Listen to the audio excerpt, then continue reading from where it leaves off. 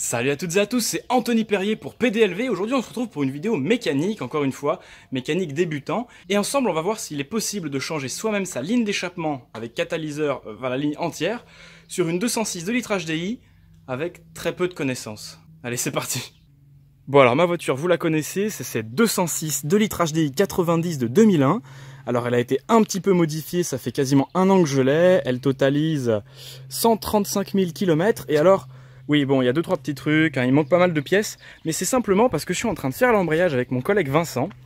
Et si je fais cette vidéo maintenant, c'est parce qu'il n'y a plus de boîte de vitesse et qu'il est donc très facile d'accéder à la ligne d'échappement qui est juste ici. Vous voyez, on peut voir la tresse ici et le collier ici. Alors, il peut y avoir plusieurs raisons pour changer sa ligne d'échappement. Moi, ma raison, elle est très simple, c'est parce qu'en fait, j'ai un petit peu peur du nouveau contrôle technique et je suis pas sûr que ma ligne d'échappement puisse passer dans l'état. Du coup, j'ai demandé à notre partenaire Foxy Auto de nous envoyer une ligne d'échappement complète, donc avec la ligne complète qui part du turbo et qui descend jusque ici, et le silencieux d'origine neuf également, pour être sûr de pouvoir passer le contrôle technique. Parce que là, je vais vous montrer. Pas terrible. Bon alors je sais, je parle de contrôle technique, j'ai une reprogrammation, d'ailleurs merci Performance 40 si tu regardes la vidéo. Et en plus, voilà, bon, silencieux tube de fuite, ça passe pas du tout au contrôle technique, donc heureusement que je vais avoir un silencieux d'origine.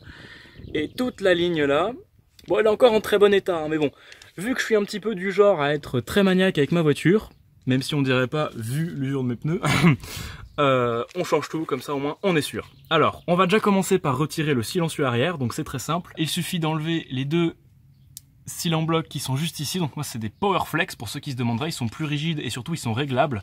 Donc c'est parfait quand on a ce genre de tube de fuite arrière ou même des silencieux un peu spécifiques. Et enlever la vis du collier ici, et le silencieux tombe.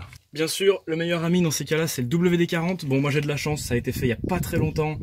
Donc c'est parti tout seul. Le premier cylindre bloc est enlevé et là je galère un petit peu sur le deuxième parce qu'il y a encore de la tension ici, donc il faut que j'enlève d'abord le colis. Hop, bon. La bête est tombée, le gros silencieux. Donc là on peut voir le bout de la ligne juste ici.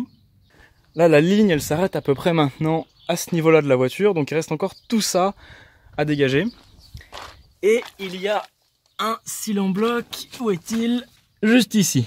Alors je me demande, parce que le seul truc qui tient la ligne maintenant c'est ce cylindre bloc là, et c'est tout au bout sur la descente de turbo. Je pense qu'on va d'abord aller desserrer le vis qui est là-bas, et ensuite on reviendra ici. Bon, alors au passage, je vous présente mon embrayage Luc tout neuf. Si jamais ça vous intéresse de voir comment on peut changer, et surtout si on peut changer tout seul son embrayage, sur 2 litres HDI, allez voir le lien qui est juste ici, je vous montrerai comment faire. Mais en attendant, on n'est pas là pour ça. On est là pour ce foutu échappement. Et vous voyez, là, il n'y a plus la boîte de vitesse. Mais il faut savoir que normalement, la boîte de vitesse vient jusqu'ici. Et elle encombre tout ça. Donc, pas facile d'accès. Mais déjà, dans un premier temps, ce que je peux vous conseiller, c'est de passer par-dessous. Vous aurez un tout petit peu d'accès ici. Hop. Et vous atteindrez ici le collier. Sans trop de difficultés. Hop, l'écrou est juste ici. Hop. Je le pose là, comme tout bon mécanicien qui se respecte. Et là, je sais pas trop comment faire. Ça n'a pas l'air de tenir beaucoup, donc je pense que déjà, en enlevant le cylindre bloc qui est tout là-bas, la ligne sera un peu plus mobile. C'était vraiment tout con. J'ai rentré le tournevis plat là-dedans, j'ai fait levier, et la ligne est tombée.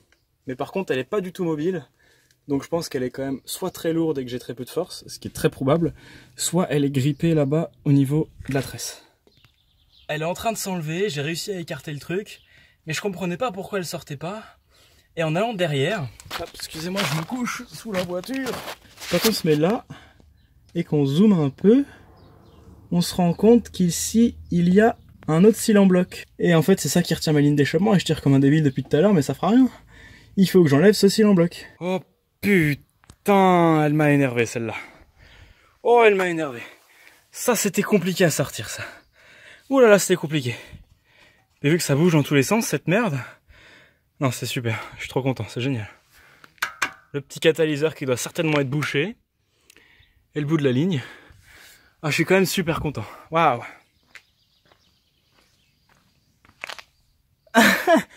Et la France a voulu nous faire croire que le diesel c'était propre. Non mais regardez-moi cette merde. Ah. Ah, c'est dégueulasse. Oh, c'est dégueulasse. Bon alors je sais ce que vous vous dites, on n'est pas du tout au même endroit, j'ai pas du tout le même t-shirt. Mais alors en fait j'ai eu un petit souci avec les colliers de serrage de la ligne d'échappement. J'ai dû aller dans un autre magasin, en racheter, etc. C'était un petit peu long, un petit peu chiant.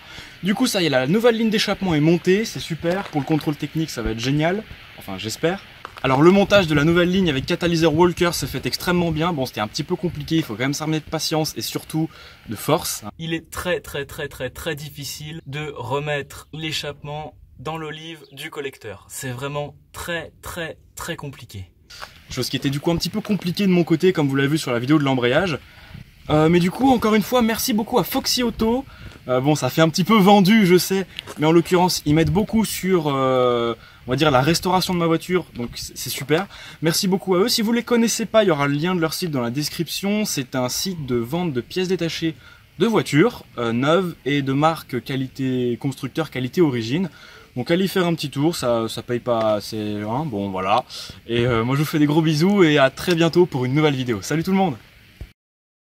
Bon alors j'avoue que j'ai peut-être un peu triché, ils m'ont fourni un super silencieux d'origine, et moi, vu que je suis un beauf, en attendant la date du contrôle technique, je laisse mon tube.